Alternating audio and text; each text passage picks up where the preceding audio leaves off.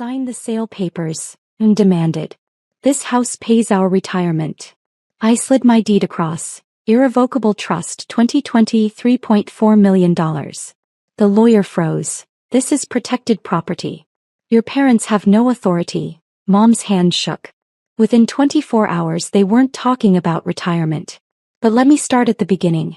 Because the moment my mother tried to sell my house wasn't random. It was the culmination of 28 years of being the child who didn't matter. The daughter who was supposed to be grateful. The one who owed them everything and would never be able to pay it back. My name is Rebecca Morgan. I'm 32 years old. And I've spent most of my life being invisible in my own family. I'm the youngest of 3. My sister Caroline is 38. My brother James is 35. And then there's me. The accident. The surprise. The one they weren't planning for. Caroline graduated from Yale Law. Partner at a major firm in Manhattan by 34. James went to Princeton then Stanford Business School. Private equity now. Both of them live in expensive cities, visit on holidays and get praised endlessly for their accomplishments. I went to University of Washington. Studied computer science.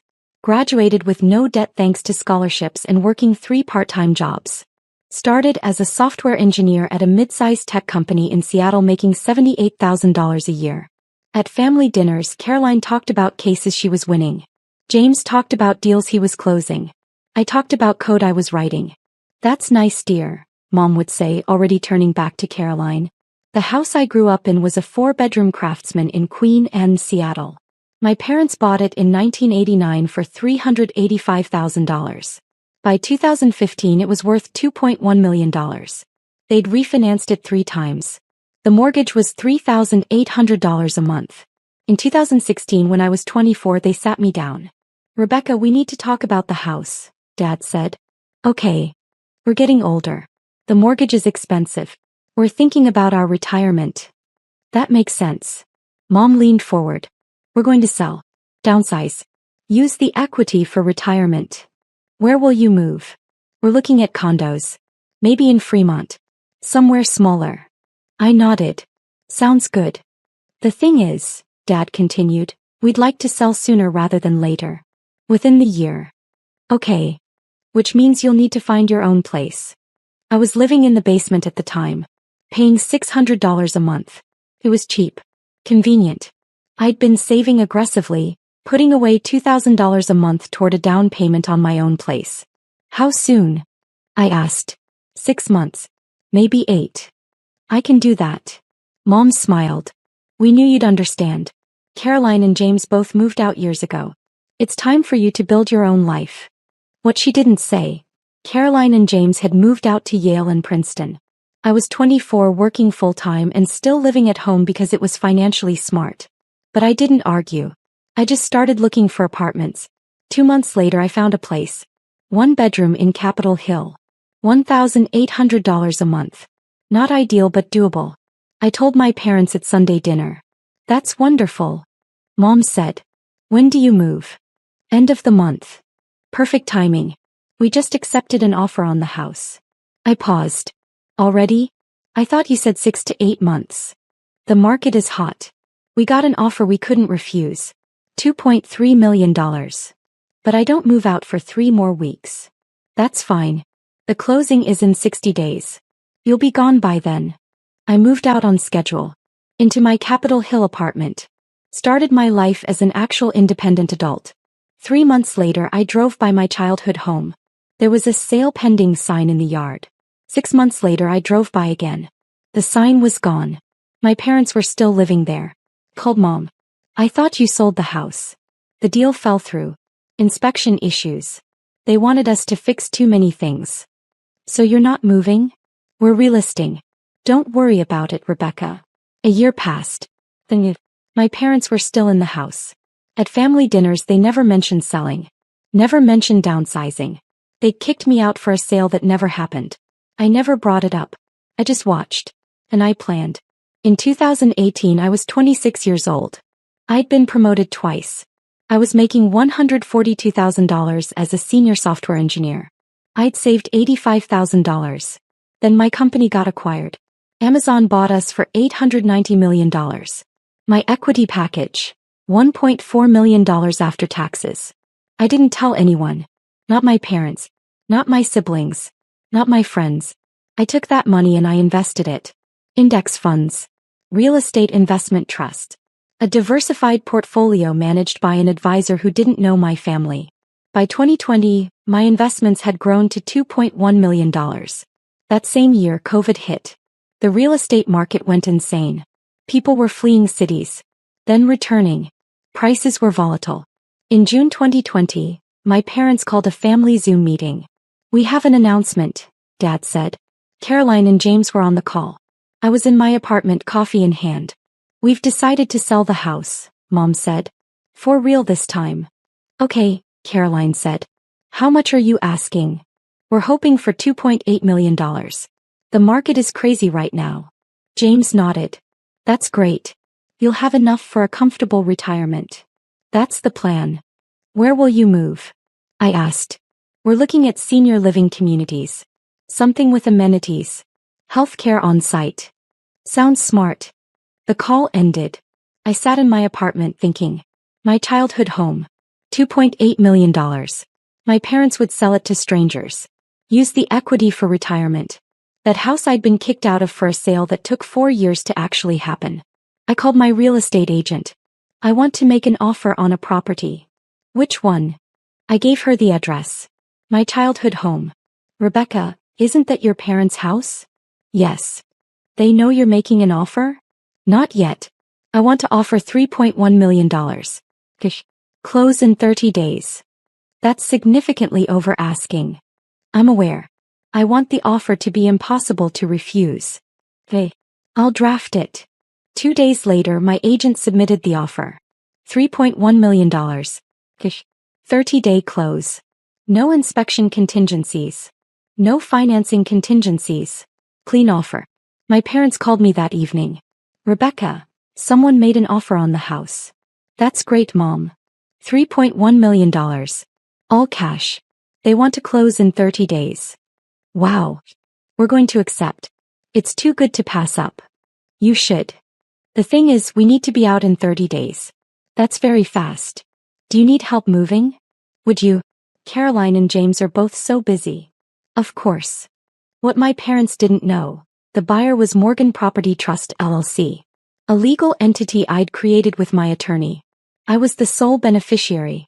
The trust was irrevocable. Protected from creditors, lawsuits, and family members who might have opinions about my decisions.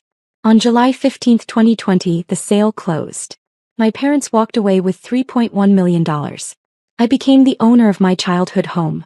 They never knew. After the sale, my parents moved into a senior living community in Bellevue. 2-bedroom apartment.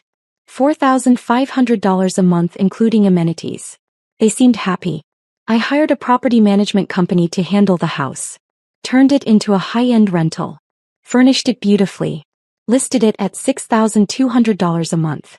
Found tenants within 2 weeks. A tech executive and his family relocating from California. 3-year lease. My parents thought I was still renting my 1-bedroom in Capitol Hill. They had no idea I owned a $3.1 million property that was generating $74,400 in annual rental income. At family dinners, now at their senior living community, Mom would talk about how smart they'd been to sell when they did. "The market is even crazier now," she'd say. "That house is probably worth $3.5 million.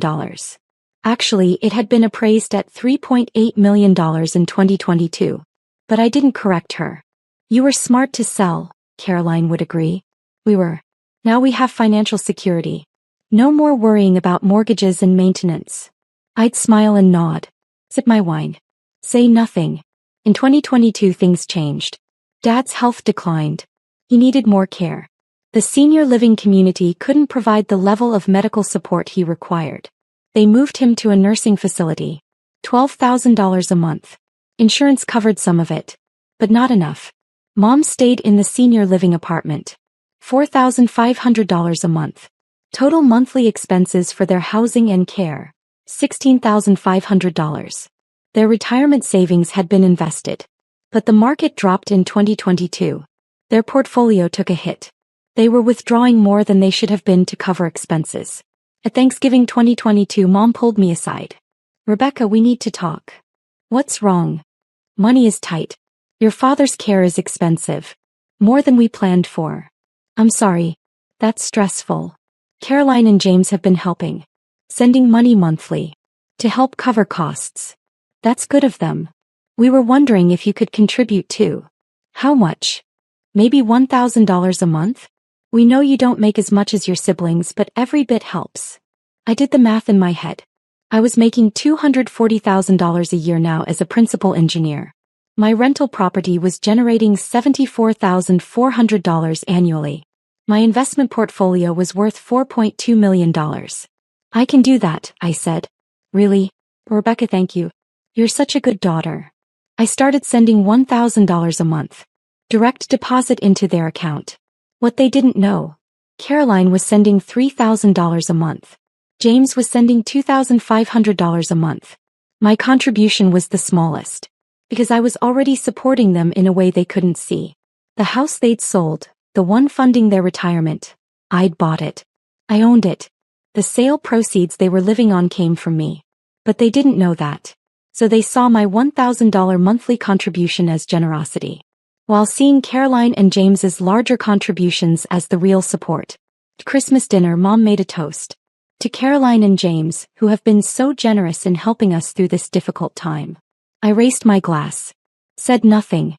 In May 2023, Mom called me. Crying. Rebecca, we have a problem. What happened? Your father's care is getting more expensive. He needs specialized treatment. The costs we can't keep up. How much do you need?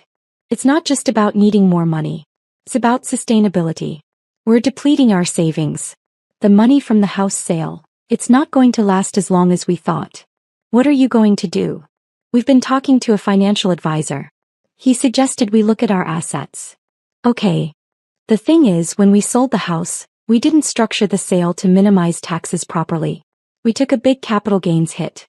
It was a mistake. I knew that. I'd structured my purchase through the trust specifically to avoid that kind of mistake when I eventually sold.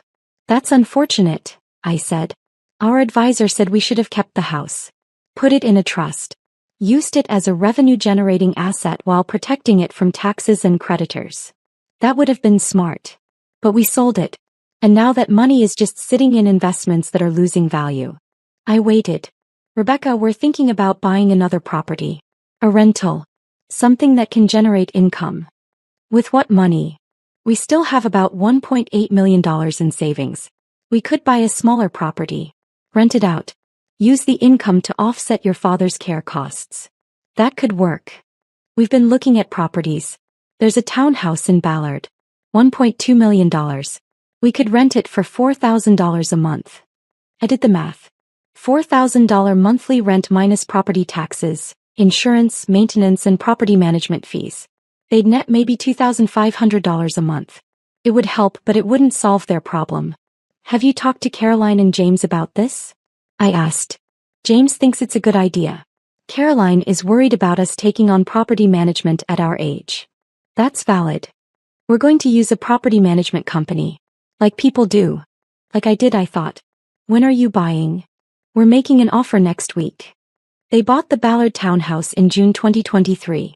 $1.2 million. It took 4 months to find tenants. By the time they did, they'd spent $35,000 on updates and repairs the property management company said were necessary to command market rent. The tenants moved in October 2023. $3,800 a month.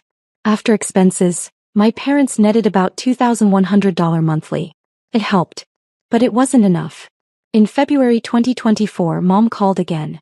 Rebecca, we need to have a family meeting. All of us. About what? Your father's health. Our finances. The future. When? This weekend. Can you come to our apartment? I'll be there. Saturday morning I drove to Bellevue. Caroline flew in from New York. James drove up from Portland where he'd moved for a new opportunity. We sat in Mom's living room. Dad was at the nursing facility. This meeting was about him, but without him. Mom looked tired. Older than her 68 years. Thank you all for coming, she started. I need to be honest with you about our financial situation. She laid it out. Dad's care was now costing $14,500 a month. Her apartment was $4,500. Total monthly expenses, $19,000.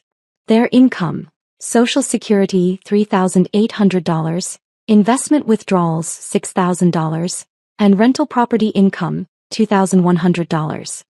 Total, $11,900 monthly. Shortfall, $7,100 per month. Caroline and James have been contributing $5,500 combined. Rebecca contributes $1,000. That gets us to $18,400. We're still short $600 monthly, which comes from savings. How much is left in savings? James asked. $580,000.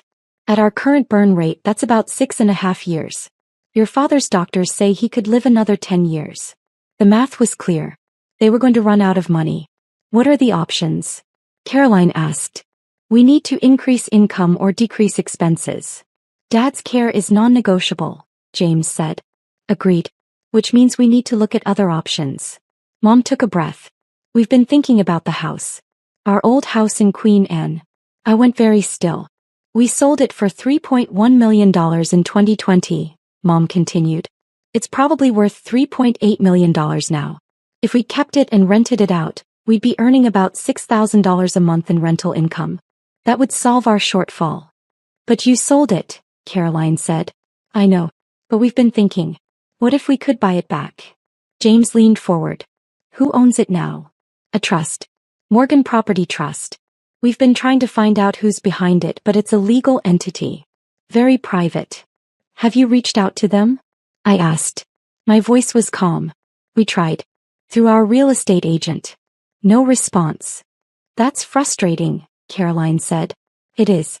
But here's what we're thinking. We have the Ballard townhouse. It's worth about $1.3 million now. We could sell it. Use that money plus some savings to make an offer on the Queen Anne house. You think they'd sell? James asked. Everyone has a price. If we offer enough. I sipped my water. Said nothing. How much would you offer? Caroline asked. Maybe $3.5 million. We'd have to take out a small mortgage, but the rental income would cover it plus generate extra cash flow. James was nodding. That could work. The Queen Anne house is bigger. Better rental market. Exactly. They were planning to buy back the house they'd sold to me. The house I currently owned. The house I'd purchased from them for $3.1 million and had no intention of selling. What do you think, Rebecca? Mom asked. I think you should do what's best for your finances. Would you be willing to contribute more monthly if we do this? Once the rental income starts, we wouldn't need as much from you kids. I'd consider it. The meeting ended with a plan. My parents would sell the Ballard townhouse. Use the proceeds to make an offer on the Queen Anne house. Try to solve their financial crisis by buying back the property they'd sold to me 4 years ago. I drove home in silence. That night I called my attorney David Brennan. Rebecca, what can I do for you? My parents want to buy back the house. The Queen Anne property? Yes. They're going to make an offer. Probably around $3.5 million. What do you want to do? I don't want to sell. Then don't. The trust is ironclad. You're the sole beneficiary. No one can force you to sell. They don't know I own it. Are you planning to tell them? I thought about it. About 4 years of silence. 4 years of being the smallest contributor to their financial needs while actually being their largest benefactor. 4 years of watching them assume I was less successful than my siblings. Not yet, I said. So you'll decline the offer? Through the trust. Make it look like an anonymous investor who's not interested in selling. I can do that. When they make the offer, I'll respond professionally. Decline on behalf of the trust. Clean and simple. Thank you. Rebecca, can I ask why you're not telling them? Because I want to see what they do next. 2 weeks later, my parents listed the Ballard townhouse for $1.35 million. It sold in 9 days for $1.32 million. They submitted an offer on the Queen Anne house through their agent. $3.5 million. All cash from the Ballard sale plus $2.18 million from their remaining savings. David responded on behalf of Morgan Property Trust. Thank you for your offer. The property is not currently for sale. The trust has long-term plans for this asset and is not considering offers at this time. My parents were devastated. They won't even negotiate, Mom told me over the phone. Just a flat no. I'm sorry. We put all our plans into this. Now we're back to square one. What will you do? I don't know. We have $1.32 million from the Ballard sale. We need to invest it somewhere that generates income. Maybe talk to a financial advisor? We are. But Rebecca, we're running out of options. Over the next 3 months, my parents spiraled. They bought another rental property. A condo in Renton. $625,000. Rented it for $2,400 a month. After expenses, they netted $1,200 monthly. They increased their investment withdrawals. Tried to make up the shortfall. Their savings dwindled. $580,000 became $450,000. Then $380,000. By August 2024, Mom called another family meeting. We need to make a difficult decision, she said. We were back in her apartment. Caroline, James, me. Dad was still in the nursing facility, his condition stable but requiring constant care. We can't sustain the current situation, Mom continued. We're depleting savings too fast. What are you proposing? Caroline asked. We need to increase contributions from you three. Significantly. How much? James asked. We need another $4,000 per month total. Split between the three of you. Caroline and James exchanged glances. That's $1,333 each, James said. Actually, Mom said quietly, we were hoping Caroline and James could each contribute $1,500. And Rebecca could contribute $1,000. Why less for Rebecca? Caroline asked. She makes less than you two. We don't want to burden her unfairly. I sat there, silent. The daughter who made less. Who needed to be protected from financial burden. While owning a $3.8 million property they'd once lived in. I can do $1,500, Caroline said. Same, James agreed. Rebecca. Mom looked at me. I'll do $1,000. Thank you, all of you. This means everything. New monthly contributions. Caroline $4,500 total. James $4,000. Me $2,000. Their shortfall was covered. For now. In November 2024, I received an email from my property management company. Rebecca, the tenants in the Queen and property gave notice. They're relocating to Austin for work. Lease ends January 31, 2025. I called them. Any interest in renewing? None. It's a job relocation. Definite move. Hey. Start marketing for new tenants. Will do. Just so you know, the market is strong. We could probably get $7,200 now instead of $6,200. Let's list at $7,000. I'd rather rent it quickly. Perfect. The property went on the market. Photos were posted online. Address visible. 3 days later, Mom called me. Rebecca, you're not going to believe this. What? Our old house is for rent. I saw the listing online. Really? $7,000 a month. Can you imagine? If we still owned it. That's a lot of money. It is. We'd have enough income to cover your father's care and then some. She paused. I have an idea. What? What if we rented it? Mom, you live in Bellevue. I know. But what if we rented it and then immediately subleased it? We could rent it for $7,000 and sublease it for $7,500. Make $500 a month in arbitrage. I don't think landlords allow subleasing. We could ask. Or, better idea. What if we told the landlord we wanted to rent it long-term, then approached them about buying it? You already tried that. But that was an anonymous offer. For tenants, we have a relationship. We could negotiate from inside. This was getting absurd. Mom, I don't think that's a good idea. Why not? Because it's dishonest. And risky. And probably against the lease terms. Rebecca, we're desperate. Your father needs care we can barely afford. This house, our house, could solve everything. It's not your house anymore. But it should be. We never should have sold it. It was a mistake. You can't undo the past. Maybe we can. Maybe if we rent it, we can convince the owner to sell. Mom. I'm going to apply. As a tenant. Just see what happens. She did. Morgan Property Trust received a rental application from Ellen Morgan, my mother, applying to rent the house she'd sold 4 years ago. The house I owned. My property manager called me. Rebecca, this is unusual. I know. What do you want me to do? Deny the application. On what grounds? Insufficient income. She only has Social Security and investment withdrawals. That doesn't meet the income requirements of 3 times monthly rent. That's true. She'd need an income of $21,000 monthly. She only shows about $9,800. Deny it. Professionally. Just say she doesn't meet income requirements. Done. Mom called me that evening, crying. They rejected my application. I'm sorry. They said insufficient income. But Rebecca, I was going to pay the full year up front. $84,000. I have that. I could show them the money. Maybe they have other applicants. This is our house. We should be living in it, not strangers. Mom, you sold it. You made that choice. It was the wrong choice. Don't you see? We should have kept it. Should have listened to the financial advisor from the beginning. Should have put it in a trust and rented it out. You're right. You should have. So help me fix it. How? I don't know. Talk to the landlord. Put in a good word. Something. I don't know the landlord. You're resourceful. You work in tech. You know people. Please, Rebecca. Help me. I took a breath. Mom, I can't help you buy a house you already sold. Why not? Because some decisions can't be undone. She hung up on me. Christmas 2024 was tense. We gathered at Mom's apartment. Dad was there in a wheelchair, mostly nonverbal but aware.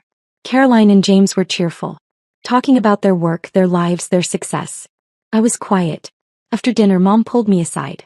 Rebecca, I need to talk to you about something. Okay. She led me to her bedroom. Closed the door.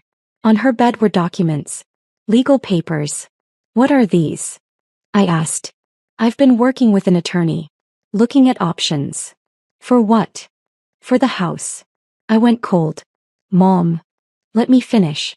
When we sold the house to Morgan Property Trust in 2020, we sold it. Clean sale. But we've been looking at the deed records. The trust was created the same day as our sale. Same day, Rebecca. So whoever bought our house created that trust specifically to buy it.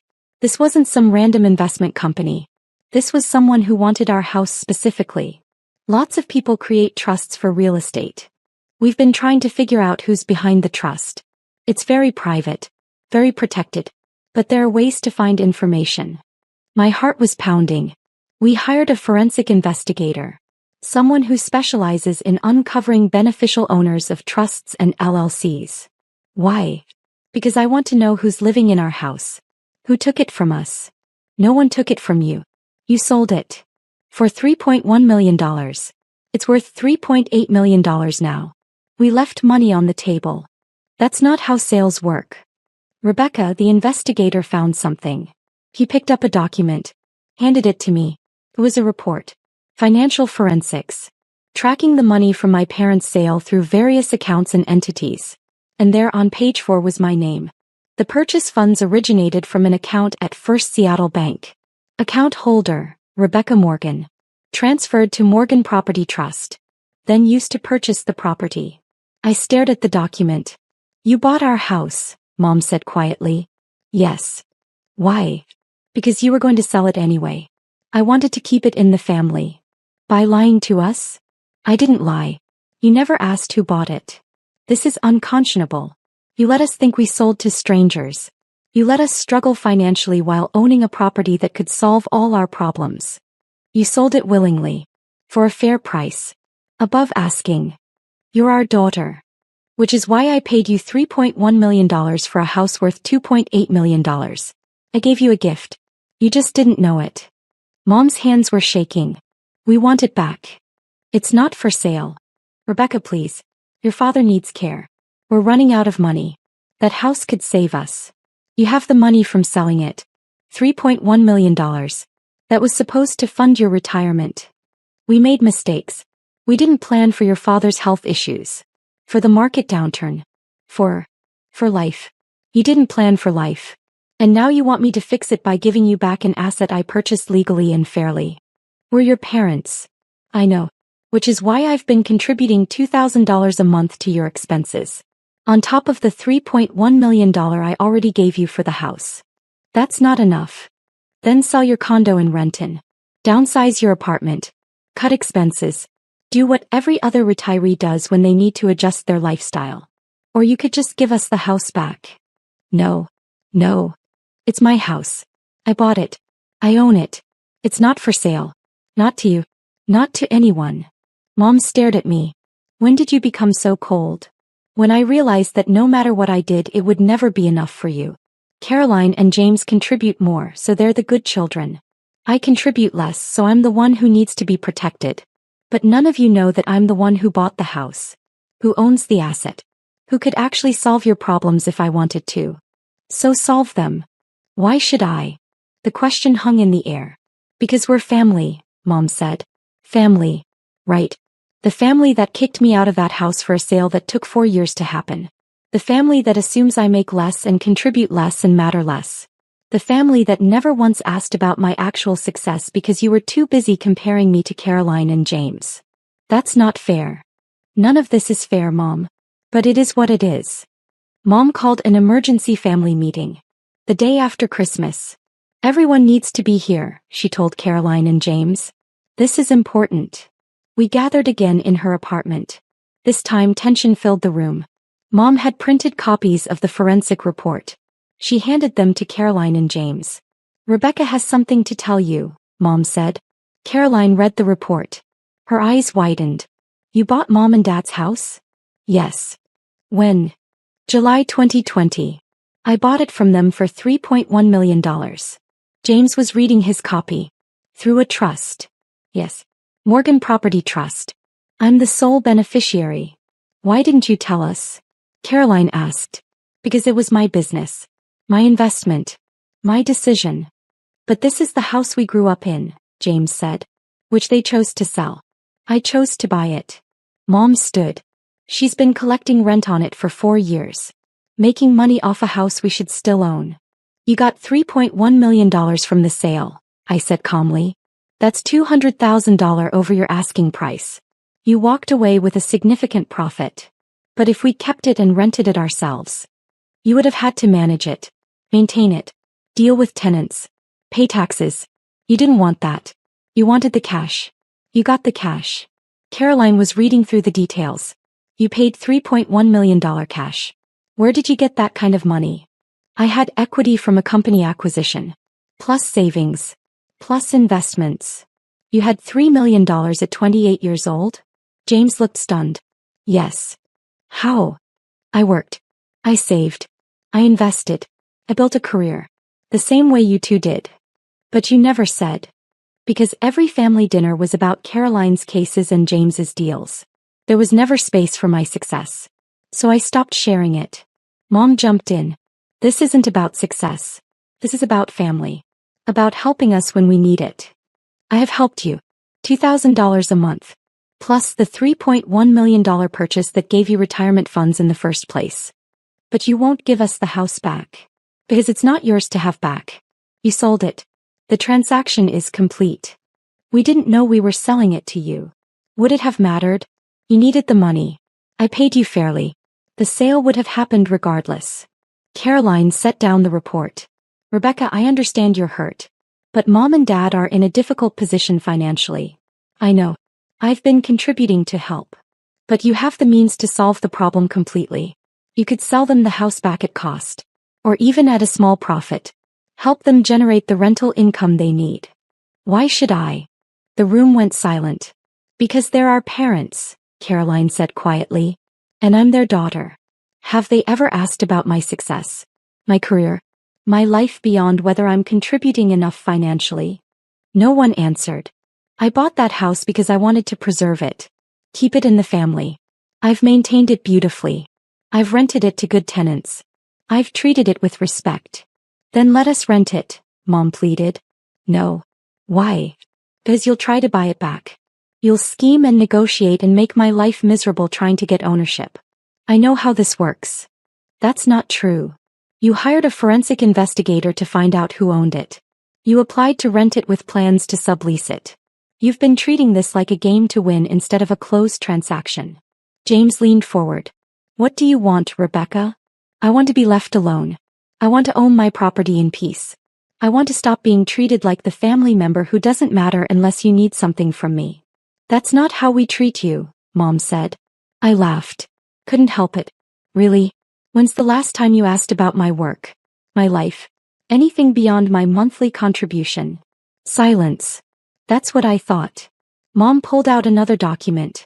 Fine. You want to be treated differently? Here. She slid papers across the table. A purchase agreement. We're offering $3.4 million for the house. That's the current appraised value. We'll pay you in full. You'll make $300,000 profit on a 4-year investment. Plus whatever rent you've collected. I've collected $298,200 in rent over 4 years. Minus $87,000 in property taxes, insurance and maintenance. Net rental income, $211,200. They stared at me. So total profit if I sold today, $511,200. That's a 16.5% return over 4 years. Exactly. You've done well. Now sell it back to us and everyone wins. Except I don't want to sell. Why? You just said you've made a good profit. Because it's not about profit. It's about principle. What principle? The principle that you don't get to kick me out of my childhood home, sell it because you wanted the cash, then demand I give it back when your financial planning doesn't work out. Mom's face went red. We didn't kick you out. We needed to downsize. You told me you were selling. Then you didn't sell for 4 years. By then I'd already moved out and established my own life. The sale wasn't about downsizing. It was about cashing in. That's not fair. Life isn't fair, Mom. You taught me that every time you compared me to Caroline and James. Caroline stood. Rebecca, this is getting out of hand. Is it? Or is it finally honest? What do you want? James asked again. I looked at my family. My mother who'd hired an investigator. My siblings who contributed more money than me because they assumed I had less. I want you to sign something, I said. What? I pulled out a document I'd had David draft. Just in case. It's a family agreement. It states that Morgan Property Trust's ownership of the Queen and property is acknowledged and accepted by all family members. That no further attempts will be made to purchase, rent, or claim the property. That my ownership is respected and final. You want us to sign away our rights to our own house? Mom was incredulous. It's not your house. It hasn't been your house since July 15, 2020. This just formalizes that reality. And if we don't sign? Then I stop contributing financially. No more $2,000 a month. You figure out Dad's care on your own. You can't do that. I can. And I will. You have a choice. Sign the agreement and I continue contributing $2,000 monthly, possibly more if I see genuine respect for my boundaries. Or refuse to sign and you get nothing from me. Caroline grabbed the agreement. Read through it. This is actually reasonable. It just says we acknowledge Rebecca's ownership and won't pursue the property. I won't sign, Mom said. Then I won't contribute, I replied. Rebecca, James started. I'm done being the family member who doesn't matter until you need money. Done being dismissed. Done being underestimated. Sign the agreement or don't. But make a choice. They signed. Mom did it last, her hand shaking with rage. But she signed. There, she said. Happy. Not particularly. But clear. You've destroyed this family, she said. I've set boundaries. If that destroys us, we weren't much of a family to begin with. I gathered the signed agreements. Handed copies to everyone. I'll continue contributing $2,000 monthly, I said. If Dad's care needs increase, talk to me. I'll consider increasing my contribution. But the house is off the table. Permanently. Fine, Mom said coldly. I left the apartment. Drove back to Seattle. To my actual residence. A 3-bedroom penthouse in Madison Park worth $2.7 million that my family still didn't know I owned. It's now June 2025. 6 months since the confrontation. I still contribute $2,000 monthly. Mom and I speak politely but distantly. Caroline and James are confused but accepting. The Queen and house has new tenants. A family from Google. 3-year lease. $7,500 a month. My parents sold the rent-in condo. Invested the proceeds in dividend-paying stocks. It helped, but they're still financially stressed. Last week Mom called. Rebecca, I need to apologize. For what? For how I treated you. For years. You were right. I compared you to your siblings constantly. Made you feel less than. And when you turned out to be more successful than I realized, I felt embarrassed. Okay. I'm sorry. Truly. Thank you. The house. I understand now why you bought it. Why you kept it. It wasn't about hurting us. It was about preserving something that mattered to you. It was. Can we start over? Try to have a real relationship. Maybe. It'll take time. I have time. Your father's condition is stable. We're managing. And I want to know my daughter. The real you. Not the version I invented in my head. I'd like that. We're trying. It's awkward. But honest. Caroline called yesterday. You know, I'm impressed. With what you've built. How you handled everything. Thanks. I'm sorry we didn't see you clearly. You saw what I showed you. Still. We should have looked harder. James sent me an email. Asked if I'd be willing to consult on some of his real estate investments. Paid consulting. Professional relationship. I said yes. The house sits in Queen Anne. Beautiful. Maintained. Generating income. My childhood home. My investment property. My proof that silence can be strategic. I didn't need them to see me clearly to build my success. But it's nice finally to be seen. The sale papers Mom wanted me to sign that day, the ones where she tried to sell my property without my consent, are framed in my office now. A reminder. Not of conflict. But of clarity. The moment I stopped being invisible in my own family. The moment I showed them the deed. And everything changed.